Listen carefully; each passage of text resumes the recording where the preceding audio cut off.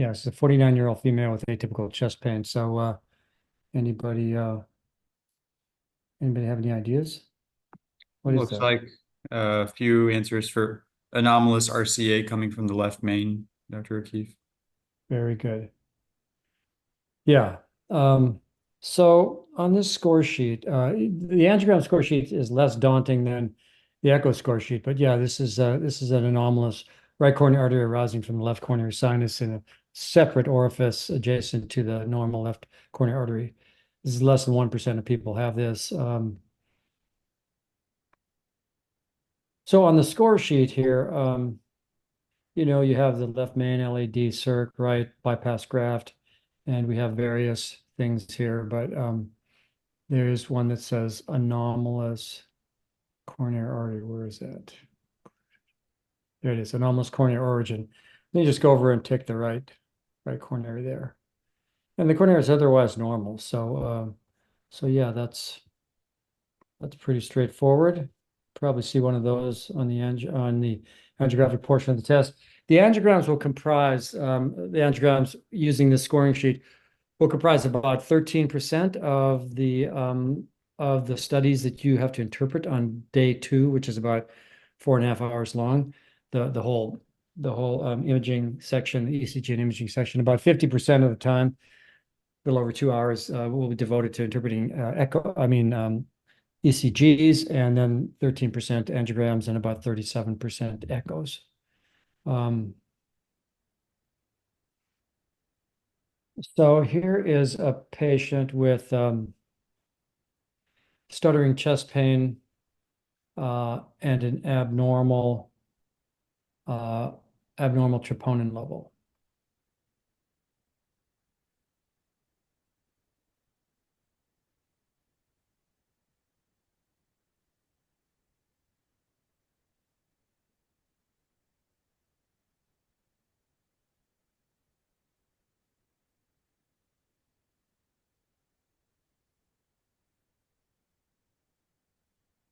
Looks like people think there's some obstructive severe LAD disease. Right.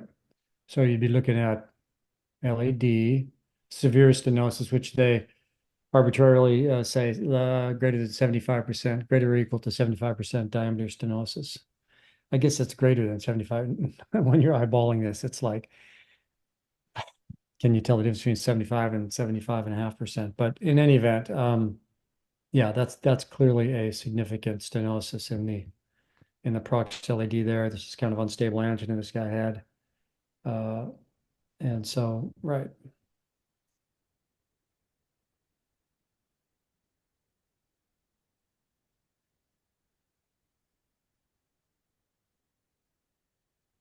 A little more difficult one here. This guy's had a previous CABG 12 years ago. Now he's presenting with the hospital with acute heart failure and mildly reduced EF now because 45%. It's part of an ischemic evaluation. He had an angiogram. So here's the right coronary shot. Here's the left coronary shot, which we might have to slow this down so you can kind of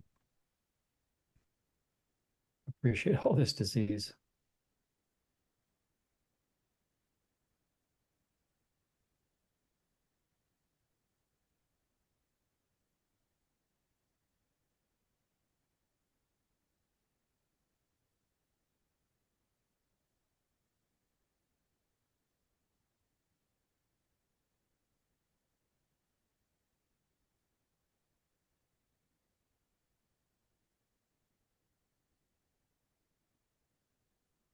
All right, so there's, non-critical left main disease, the circ.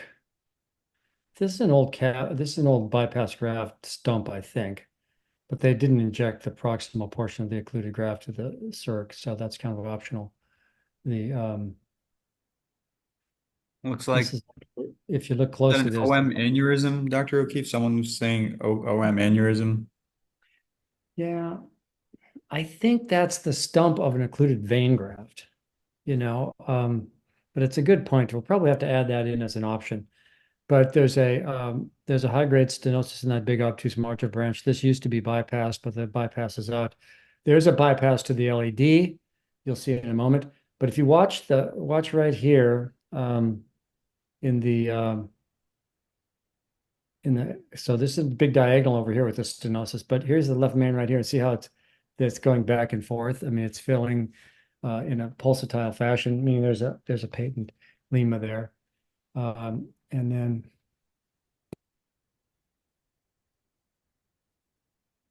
look over on the other side here.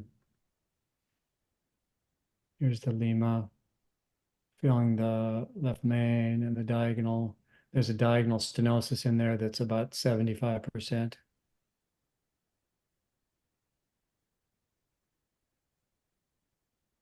And this is the vein graft to the RCA.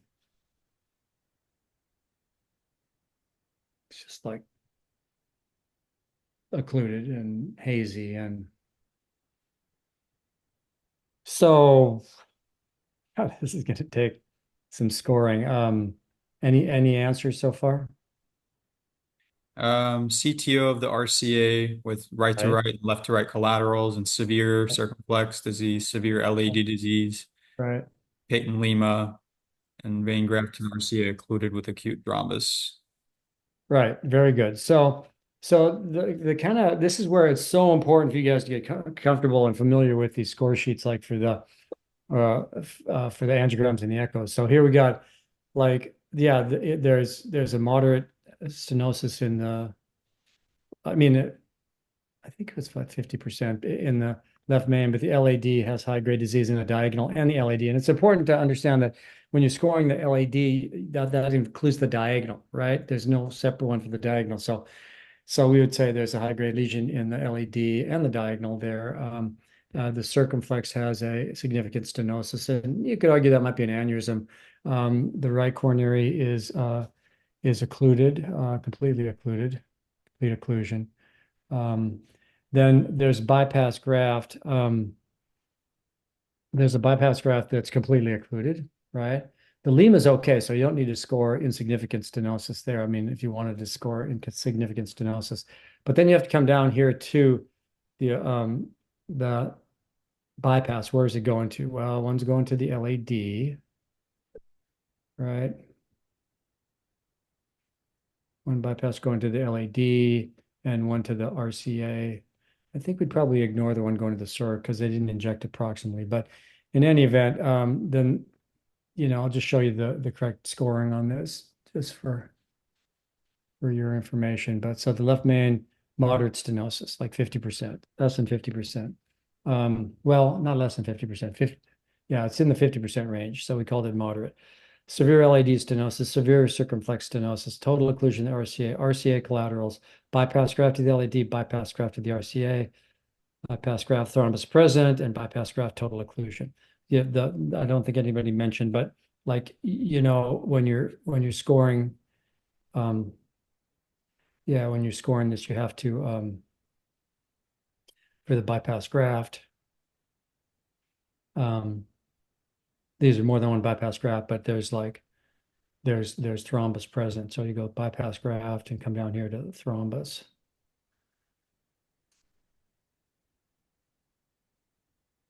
Coronary thrombus present. Yeah. So, like I say, it's a little tricky. It's like not real intuitive. And if the first time you see this when you're sitting down to take your boards, it's going to be anxiety provoking and you probably won't, do as well as you otherwise should. So make sure you do several of these cases. I mean, I think you should do all the angiograms. We're up to about 40 angiograms and 45 echoes or something like that. And just to get comfortable scoring unknown studies on it. Any questions on that? All right, let's go to here's a 65-year-old diabetic female who has stuttering chest pain, moderately elevated troponins.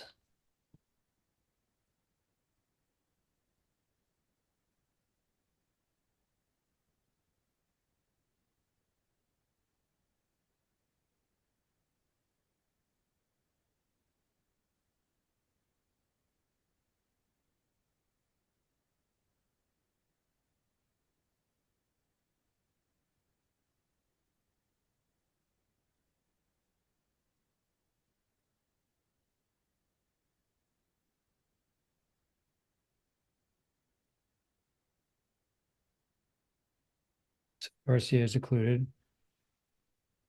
Um, how do you want to score this left side here? Like some severe proximal left circumflex disease, Mm-hmm. and then some mid-LAD severe disease as well. Right, right. Kind of thready, diffusely diseased diabetic vessels too, So Mhm. yeah, I mean the circ, yeah, it's high grade, the LED is high grade, the RCA is occluded. So pretty straightforward. I mean, it's a diffuse disease thing, angiogram, but so you'd say for the right cornea is occluded, the LED is severe, and the circ is severe. Did we see collaterals? I didn't look closely for the collaterals on RCA. I guess there weren't any, but you need to look for those for sure. Yeah, that was all that was on that one. So,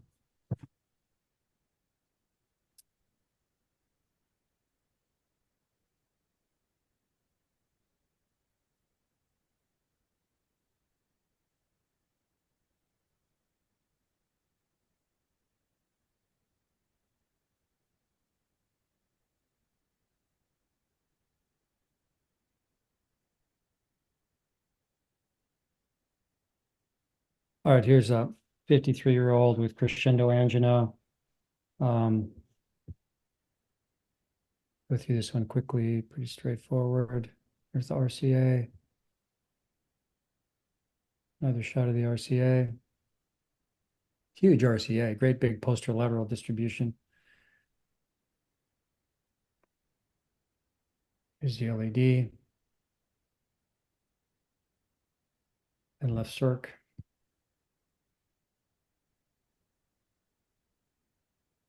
All right, so how do you want to score that?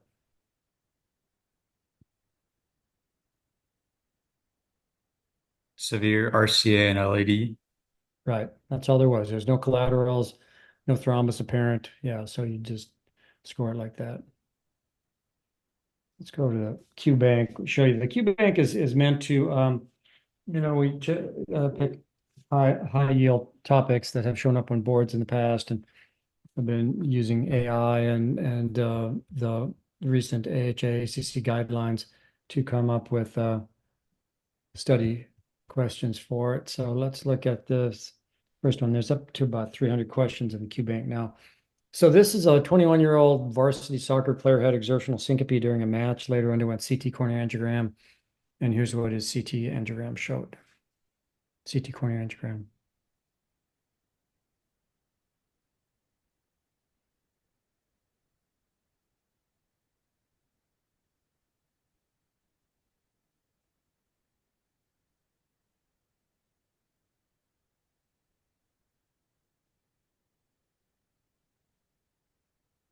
Anybody?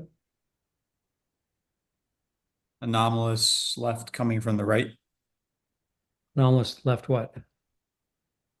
left main, Yeah, that's an anomalous left main. And what's the best therapy for this patient? PCI, surgical correction, beta blocker, nitrates. surgery. Surgery, right. This is the dangerous form, the malignant form, if you will, of the anomalous left coronary artery coming off the right, because it tracks anteriorly between the pulmonary artery and the aorta, and sometimes under, like blood pressure goes up like during exertion, you can get sudden death. And so you really need to.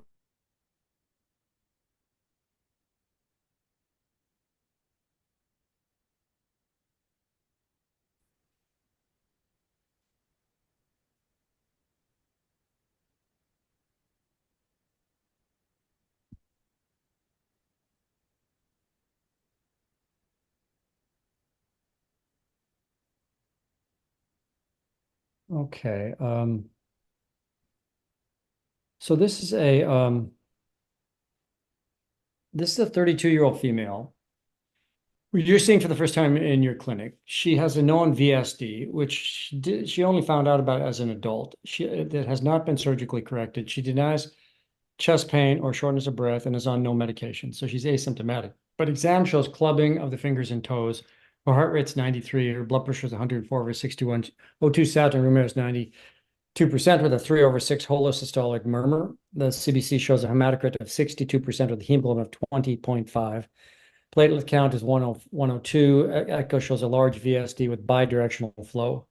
Both RV and LV are hypertrophied, mildly dilated, low normal systolic function in both RV and LV. Tricuspid regurgitant volume velocity is 4.1 meters per second, and the inferior vena cava is 2.2 centimeters in diameter and fails to collapse during inhalation. So what do you want to do for this lady? Percutaneous repair of the VSD, phlebotomy, iron studies, surgical repair of the VSD, hydroxyurea.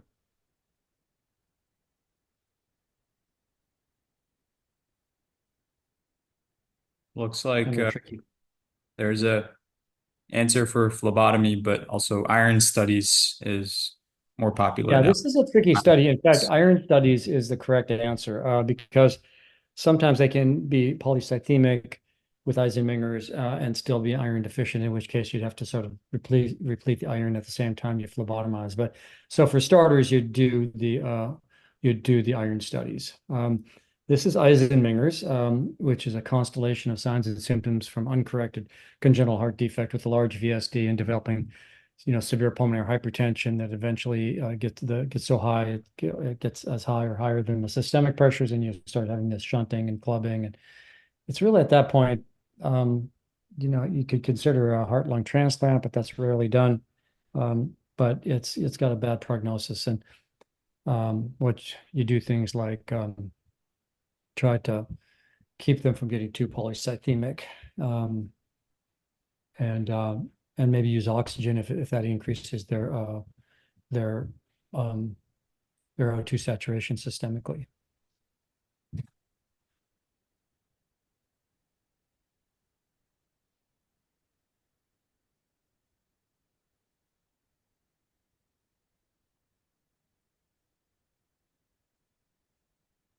This is a 68-year-old male with history of hypertension, symptomatic, short runs of paroxysmal atrial fibrillation, presents for evaluation.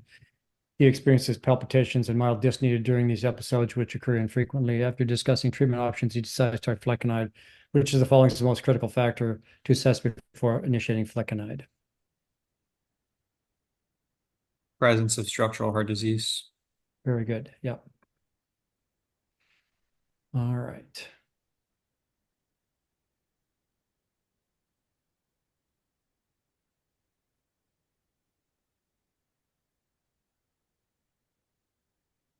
So let's go over and do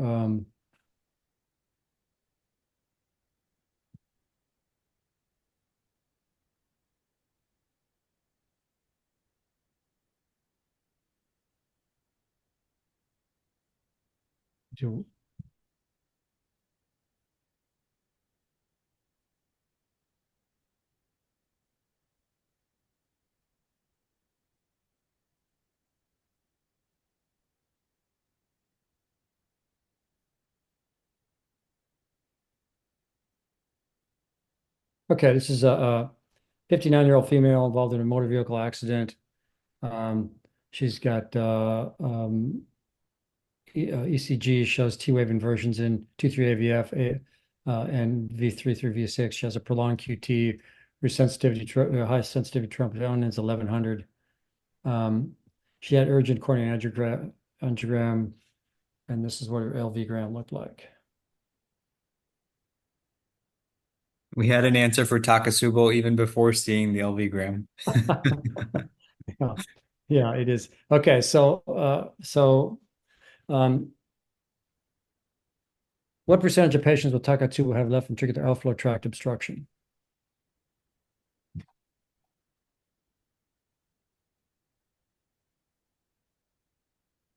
You have an answer? Like 30%. Yeah, it's actually 20 to 25%. And then if the patient develops hypotension with left ventricular outflow tract infection, uh, obstruction, and the blood pressure is 84/50, heart rate's 102, what's the best therapy? Phenylephrine, intra-aortic balloon pump, norepinephrine drip, epinephrine drip. Phenylephrine is the popular Yep. answer. Yeah. That's just a pure, vasoconstrictor to kind of get the blood pressure up and help to kind of overcome that outflow tract obstruction. So, Yeah, that's good.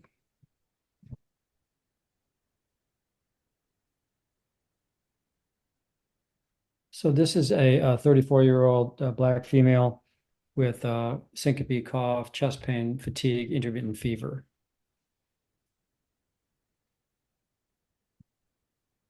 This is a FDG scan synced with a with an overlying CT scan. Sarcoidosis Yeah, is this is like extensive sarcoidosis. It's in the spleen, liver, the lymph nodes, the sternoclavicular joint, the hilum, the lungs, the heart, the interventricular septum in the heart. So, yeah, this is sarcoidosis. What's the likely cause of her syncope? This big granuloma right in the septum there. answers for heart block. Yeah, complete heart block. Very good.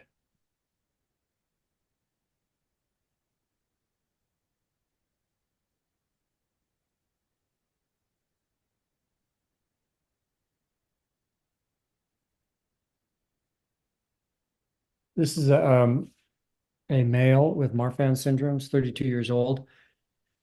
He's referred for evaluation of ascending aortic aneurysm, which is now 4.4 centimeters in maximal diameter. He's a non-smoker. His blood pressure is well controlled on a beta blocker. What size ascending aorta aneurysm do you recommend surgery for a patient with Marfan's? Four, four and a half, five, five and a half? And what other screening studies should this patient have?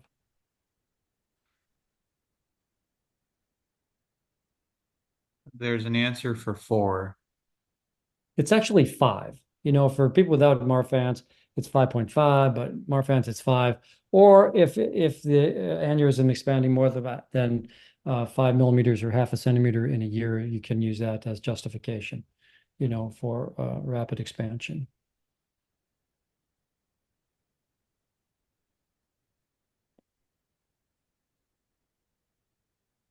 All right, do an echo here.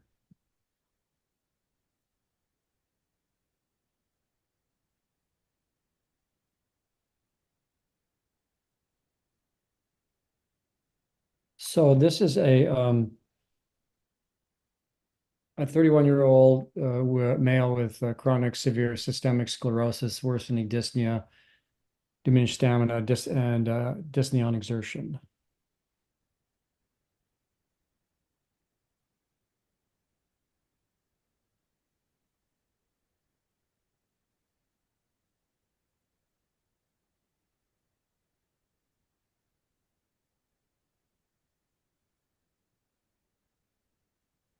So people are saying dilated RV, septal flattening, pulmonary hypertension, Yeah. or RV This, overload. yeah. This is where like it's really important to understand.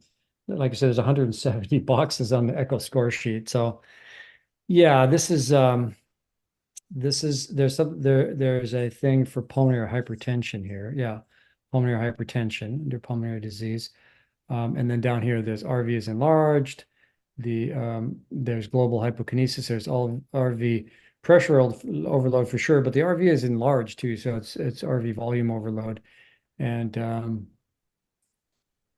yeah, I'm not sure what else we scored on that, but this is pulmonary hypertension from systemic sclerosis. And yeah, pulmonary hypertension, RV enlargement, global hypokinesis of the RV volume overload. I mean pressure overload.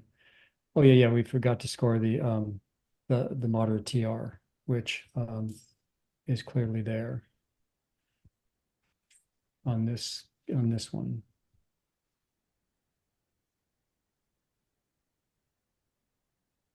Okay,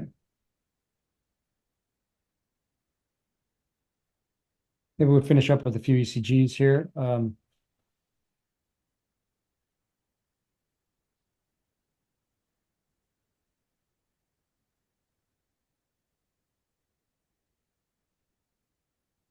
There's over 400 ECGs because we've been doing these the longest.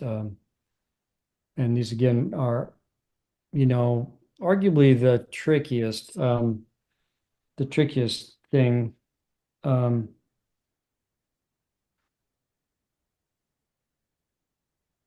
and a lot of people, if they flunk the boards, they flunk the ECG part of it. It's not fair, but that's just the way it goes. So this is an alcoholic female who was found unconscious on the pavement at 5 a.m. Uh,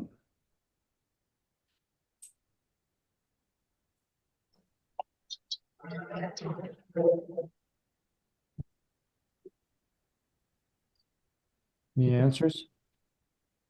No answer so far. So it's always important to pay close attention to the lead in clinical scenario, whether it's angiogram or echo or Hypokalemia. So no one's saying hypothermia, yeah. the born waves. Yep, there's Osborne waves, these these And usually spikes at the ST segment the at bradycardic. ST segment junction. Over here, all this little irregular baseline, what is that? I mean, you can code artifact. There's something called artifact on the ECG, you know, but this is shivering artifact. This is person who came in, she was very hypothermic, and the size of the Osborne wave is like inversely proportional to the temperature. So as the temperature goes down, that becomes bigger. And once they rewarm, they're fine. They often get bradycardia, atrial fibrillation, non-specific QRS, widening, non-specific IVCD. Um, but yeah, so this is there's a hypothermia option here. And yeah, that's what this is. Sometimes you'll see this in people who have had a arrest with ischemic encephalopathy, and they cool them down. The ECG will, as the temperature goes down, show this. But it's sinus rhythm. There's artifact. There's hypothermia is the main thing, and non-specific IVCD and prolonged QT interval. This QT does measure long here.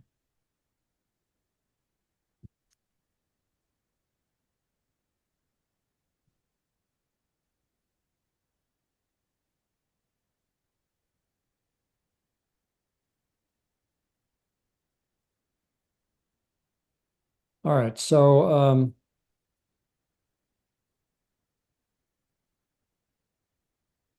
here's a 61-year-old female with intermittent palpitations.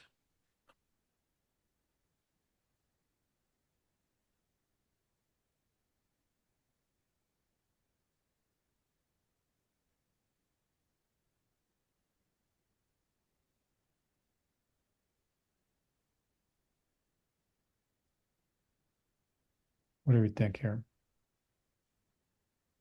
No answers so far. I think people are still thinking. There's two major clues. One is that there's like a flat line virtually in two, both in the rhythm strip and over here. And then this upside Lead, down. lead misplacement. Yeah, this is obviously a very inexperienced tech who's not paying attention to putting the leads on right. There is inverted T waves here, which is real, but you can tell this isn't dextrocardia because you don't get a big R wave over here in V1. But yeah, this is just limb lead misplacement, AVR, AVL, but they also misplaced the this is the right arm right leg misplacement. When you see a flat line in lead two, that is due to the right arm, right leg lead reversal is a flat line in lead two because it's going from, from when it cancels out the voltage, the left arm voltage and the left leg voltage. So anyway, when you see that, or when you see the upside down PQRS and T without a big R wave in V1, then that's limb lead misplacement, which does show up in the boards actually sometimes.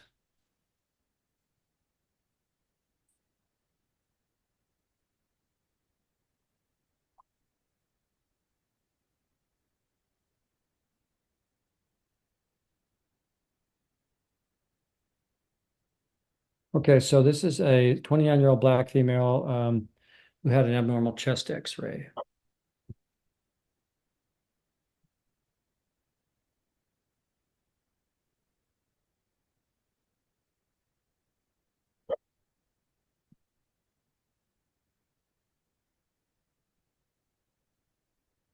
Dextrocardia is the most popular Yep, answer. yep, very good. Yep, that's dextrocardia.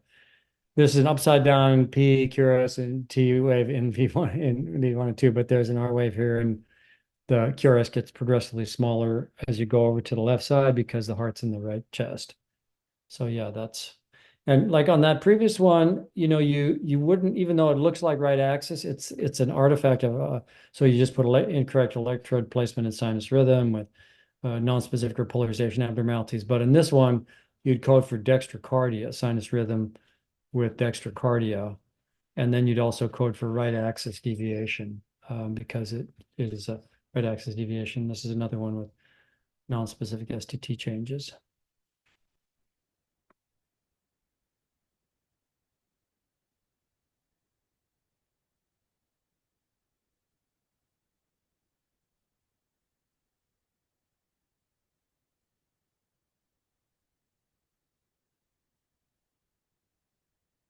Okay, so this is a real case I saw in the emergency room not too long ago. You can tell because it's the three ECG 371 out of 404. Anyway, she came in. She was eating like she had a lot of like GI upset, and she'd eat literally like 2 bottles of Tums a day.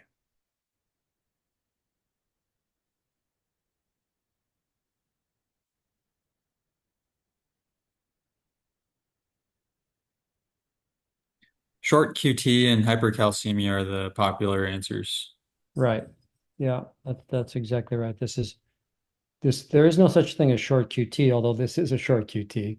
Um, from the board score sheet, you can do prolonged QT like with hypocalcemia, but with hypercalcemia, you get this is another one like hyperthermia or non-specific normal early repole abnormalities, where sometimes you get a Osborne wave, a little ditzel at the ST segment. But yeah, this is hypercalcemia. This lady had a calcium of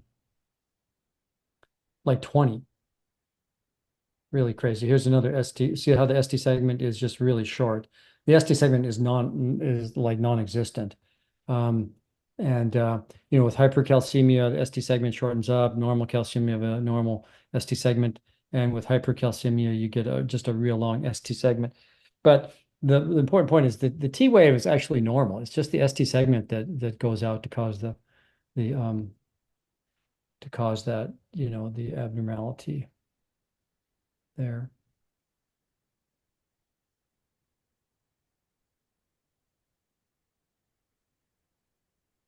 All right. Let's see.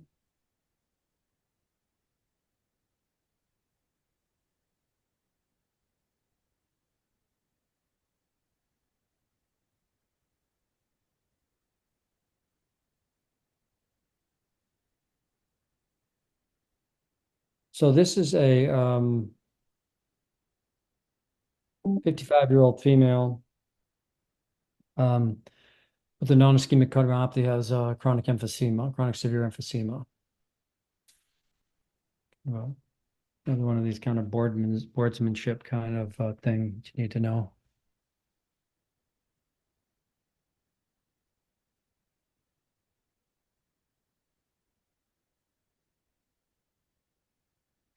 So sinus rhythm, right atrial enlargement, right ventricular hypertrophy, and ST changes due to hypertrophy. Um, yeah, right Yeah, axis there's also deviation, right atrial abnormality and left atrial abnormality, but there's also combined um, LVH. yeah, this is combined LVH because if you add up the voltage in V2 and V5 or V6, the S in V2 and the R in, I mean, sorry, yeah, and the this comes out to LVH as well. So this is combined ventricular hypertrophy. And actually one kind of not commonly used marker for LVH is a R wave or an S wave in the limb leads, in any limb lead that's greater than 20 millimeters. So this is 25 over here. So yeah, this is combined ventricular hypertrophy. And if you want to, you could also score right and left ventricular hypertrophy. And there's a right and left atrial abnormality and um, and right axis deviation. So this is just a classic severe RVH with LVH as well. So right axis deviation, yeah, and the STT change is secondary hypertrophy. That ST changes due to hypertrophy, I think, is an easy one to forget. It is. Yeah, and the RVH STT changes are often like this one in the inverted T waves in the precordial leads. So when you see RVH, especially a severe RVH like this one, look for that STT changes of hypertrophy.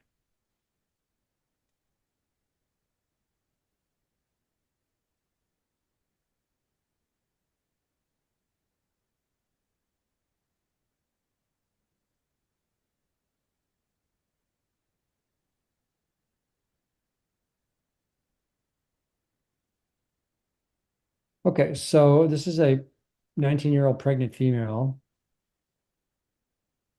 complaining of chest discomfort and dyspnea.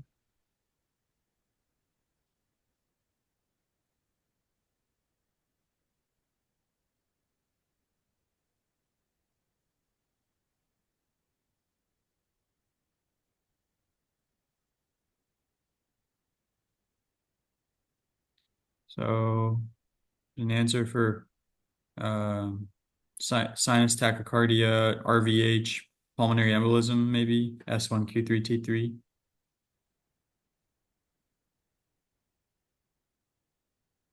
Is that a sinus rhythm? These T waves are P waves are inverted here.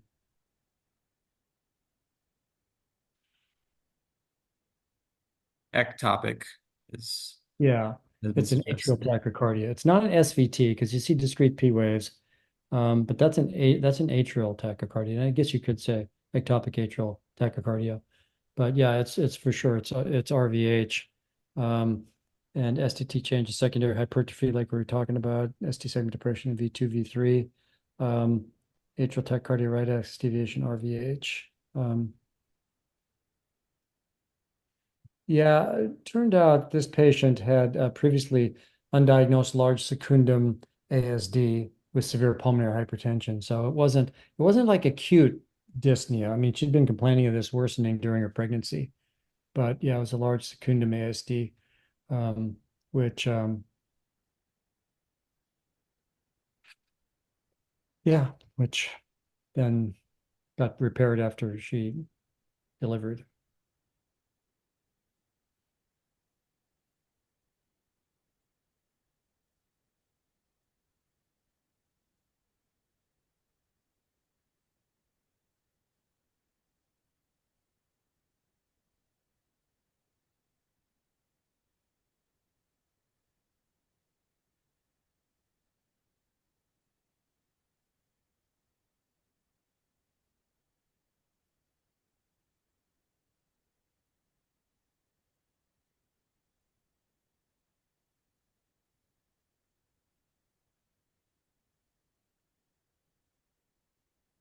All right.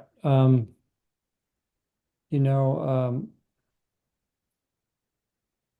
this is a 51-year-old female who presents with recurrent spells of palpitations, presyncope, after she was in the emergency room in VT, and then she was cardioverted out of VT.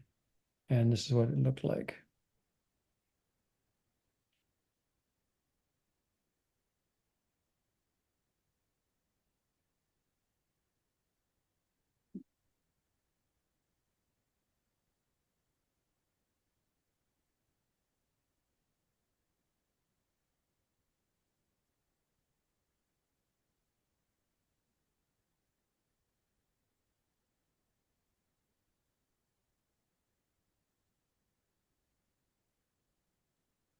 So what do you think? Looks like sinus tachycardia and anteroseptal STEMI. Yeah. So this was like this lady's ECG looked like this for days. And she actually, although that is an injury pattern, and you'd score acute anteroseptal infarction, she actually had Takeyasu's giant cell, sorry, I'm sorry, she also had giant cell myocarditis. Um, and which is a fulminant type of myocarditis. And sure enough, she followed that typical, she just got sicker and sicker and refractory cardiogenic shock. And fortunately, we got her, got her on LVAD and then got her transplanted. But she had refractory cardiogenic shock and recurrent VT, and it was just a real mess, as they often are, this giant cell myocarditis. But this injury pattern wasn't due to coronary disease. Her coronaries were normal, so you'd still score, anteroseptal infarction and STT change of injury here. And she also had the left anterior fascicular block. Um, and There's a let's question saying, why not STEMI? Can you scroll up? But I think you were referring to, you still code it as Oh anteroseptal yeah, yeah. injury. You still code it as over here as a anterior anteroseptal acute infarction. Yeah, acute acute or recent anterior anteroseptal, and then you know we usually suggest that you also score STT changes of injury when you see an acute STEMI. All right, guys, I am going to finish up a little early because I have a pickleball date. Actually, we're playing in a tournament that I forgot about when I scheduled this. But anyways, any last questions before we let you go and get out and enjoy your Saturday afternoon?